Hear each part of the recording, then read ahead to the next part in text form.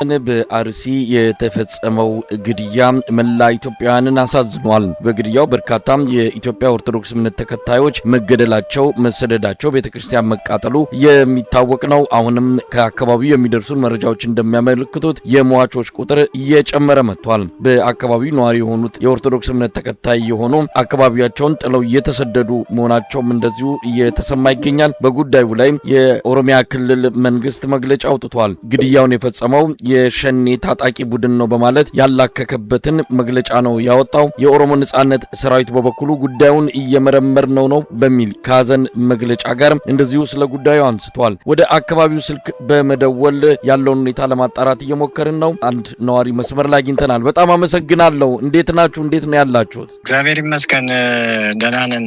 እንደምትሰሙት ነው በጣም አስቸጋሪ ሁኔታ ላይ ነው አሁን ያለንበት ሁኔታ አሰቃቂ ሁኔታ ላይ ነው ያለነው። ጥቃቱ ከተፈጸመ በኋላ ለጊዜው ድምጻቸውን አጥፍተው ቢቀመጡም ግን በተለያየ አቅጣጫ ከበባ ውስጥ ያለነው ማለት። እስቲ እንዴት ነበር? እንዴት ነው የተፈጸመው? ያው የተለመደ ነው። ባለፈውም ተገናኝተናል እንደዚሁ በሌላ አካባቢ የተፈጸመውን። አሁን ደግሞ እዛው እናንተው አካባቢ ነው ይሄ ነገር እየሆነ ያለውና እስቲ እንዴት ነበር?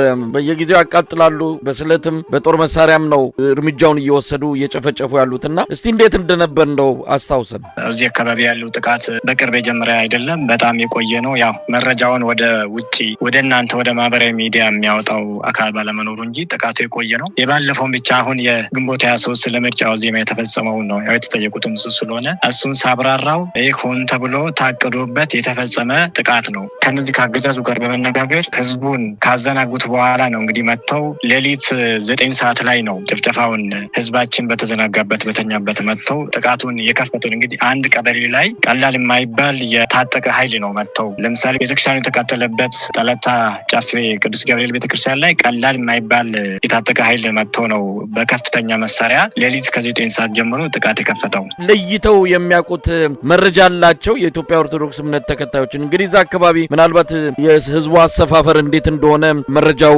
ሊኖራችሁ ይችላል። እዛው አካባቢ ነዋሪ ስለሆናችሁ በተለየ ሁኔታ መረጃ ይዘው መጥተው ነው እነዚህ ኦርቶዶክሶች ናቸው ስለዚህ እርምጃ እንወስዳለን ብለው የሚመጡት። እንዴት ነው ሲመጡ? በምን አይነት መልኩ ነው? እንዴት ይለያቸዋል? ይሄ ለይቶ የሚደረግ ነው ማለትም ሰሌክት ተደርጎ ኦርቶዶክሱ ታርጌት የሚደረግበት። ምክንያቱም ከመምጣታቸው አስቀድሞ የኦርቶዶክሱ ስም ዝርዝር ይወጣል። የት አካባቢ እንደሚበዛ ስም ዝርዝሩ ይወጣል፣ ምልክት ይደረግበታል። ከዛ በኋላ ነው ጥቃት የሚፈጸመው። ታስቦበት ታቅዶበት ነው የሚፈጸመው እንጂ ዝም ብሎ እንደሌላ ቦታ በጅምላ የሚፈጸም አይደለም። ስለዚህ ታርጌት ተደርጎ ክርስቲያኑ ተመርጦ ነው የሚፈጸመው። ከተለያየ ወረዳ ተሰባስቦ ነው የመጡት። ከመርቲ፣ ከጉና፣ ከጮሌ እዛው አሳኮ ያሉትም አንድ ላይ ተሰብስበው መጥተው ነው እንግዲህ ሌሊት ቀላል የማይባል ቁጥር ያለው ታጣቂ መጥተው ነው እንግዲህ በከፍተኛ መሳሪያ ነው ህዝቡ ላይ ተኩስ የከፈቱት። የተኩስ ርምታ የከፈቱት የመሳሪያ ችግር የለባቸው። ገበሬው የተወሰነ ራሱን ለመከላከል ቢሞክርም ግን አቅም ባንድ ነው ህዝቡን የገደሉትን ገድሎ ያመለጠው። አመለጠ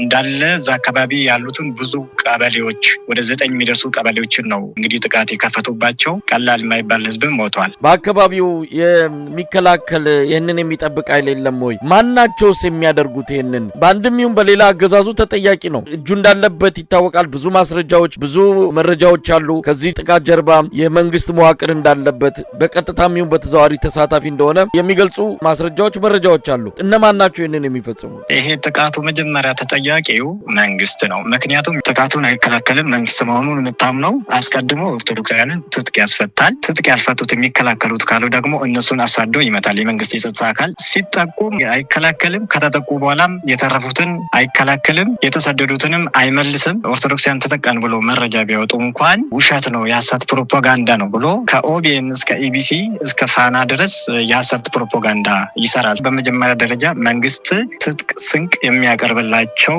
ኃይሎች ናቸው። እነዚህ ኃይሎች ማን ናቸው ከተባለ ብዙ ጊዜ መሳይ ሸኔ ናቸው የፈጸሙት ይባላል። እዛ አካባቢ አርሲ ላይ እኛ አካባቢ ሸኔ የሚባል አናውቅም። 100% የእስልምና እምነት ተከታዮች ናቸው። ይህን ስንል ግን አሉ እያልን አይደለም። ብዙ ዋጋ የሚከፍሉ እስላሞች አሉ። ግን እነዚህ ኃይሎች ከዛ መካከል የወጡ ጽንፍ ረገጥ አስተሳሰብ ያላቸው ቀጠናዊ ትስስርም ያላቸው ናቸው። በነገራችን ላይ ይሄ ባሌ፣ አርሲ፣ ሐረርጌ ከሶማሌ ጋር ቀጥታ ሪሌሽን ያላቸው ቀጠናዊ ሰንሰለት ያላቸው ኃይሎች ናቸው። እነዚህ ይበልጥ ከመንግስት ጋር የተሳሰሩ መንግስት መዋቅር ከውስጥ የሚያደራጃቸው ናቸው። በየጫካው የሚኖሩ የተለያዩ ገጠር ቀበሌዎችን ተቆጣጥረው የሚኖሩ ናቸው። ከመንግስት ጋር በቀጥታ ግንኙነት አላቸው። የሚያስታጥቃቸው የሚያደራጃቸው የመንግስት አካል ነው። እንግዲህ መረጃው የሚያሳየው ያንን በጣም ምንም የሚያጠራጥር ነገር አይደለም። በምን ሊያግዛቸው ይችላል ካልከኝ ቀደም የተወሰነ ላነሳል ሞክሬያለሁ። አንደኛ ውስጥ ሆነው የመንግስት መዋቅር ትጥቅ ለምሳሌ የክርስቲያኖች ሚሊሻ ወደዛ ሄደው እንዲዋጉ ያደርጉና ሚሊሾቹ እንዲመቱ ያደርጋል። ከዛ መሳሪያ እንዲወስዱና እንዲታጠቁ ያደርጋል። ሁለተኛ መከላከያ ከተለያዩ ሀገሪቱ ክፍል ነው የሚመጣው። ወደዛ ሲሄድ ሆን ብሎ መረጃ ያዛቡና የተለያየ አቅጣጫ በመስጠት እነዚህ መከላከያዎቹን መጥተው መሳሪያ ታጥቀው እነዛን ካገደሉ በኋላ መሳሪያ እንዲታጠቁ ይደረግላቸዋል። በመግባባትም ነው የሚሰሩት። በነገራችን ላይ ክርስቲያኑ ራሱ ፖሊስ በለው ይሄ ሪፔል ወላ በለው ኦሮሚያ ልዩ ኃይል በለው የሚመታው ማለት ነው ክርስቲያኑ ነው የሚመታው እና በዚህ ተጋገዛሉ። አሁን ምን ላይ ነው ያለው ሁኔታው? እንግዲህ የሟቾች ቁጥር እየጨመረ እንደመጣ ነው የምንሰማው። እስካሁን ባለው መረጃ ከ40 እስከ 45 ሰዎች መገደላቸውን የሚገልጽ ነው። እንግዲህ በስም ዝርዝር ተገለጸ። የአካባቢው የሀገረ ስብከት ያወጣው ቁጥር በጣም ትንሽ ነው፣ ግን በተለያዩ መረጃ ምንጮች የምንሰማው ከ40 በላይ የኦርቶዶክስ ተዋሕዶ እምነት ተከታዮች መገደላቸውን ነው። አሁን በምን ሁኔታ ላይ ነው ያለው? የሟቾች ቁጥር ይጨምራል የሚልም ነገር እየሰማን ነው።